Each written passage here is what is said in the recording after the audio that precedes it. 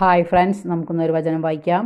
നിങ്ങളുടെ ദൈവമായ കർത്താവ് നിങ്ങളെ എളിമപ്പെടുത്താനും നിങ്ങളുടെ കൽപ്പനകൾ അനുസരിക്കുമോ ഇല്ലയോ എന്നറിയാൻ നിങ്ങളെ പരീക്ഷിച്ച് നിങ്ങളുടെ ഹൃദയവിചാരങ്ങൾ മനസ്സിലാക്കാനും വേണ്ടി ഈ 40 സംവത്സരം മരുഭൂമിയിലൂടെ നിങ്ങളെ നയിച്ച വഴിയെല്ലാം നിങ്ങൾ ഓർക്കണം. ഇത് നിയമാവർത്തന പുസ്തകം വായന 8-ാം അധ്യായം 2-ാം തിരുവചനം.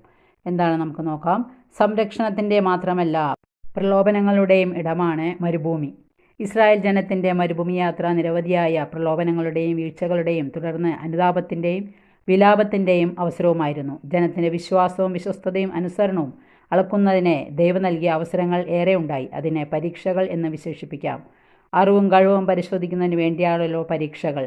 മരുഭൂമിയിൽ അവർ അനുഭവിച്ച വിശപ്പും ദാഹവും അലഞ്ഞുതിരിയലും എല്ലാം ഇപ്രകാരമുള്ള പരീക്ഷകളായിരുന്നു. എന്നാൽ പലപ്പോഴും പരീക്ഷകൾ പ്രലോഭനങ്ങളായി മാറി.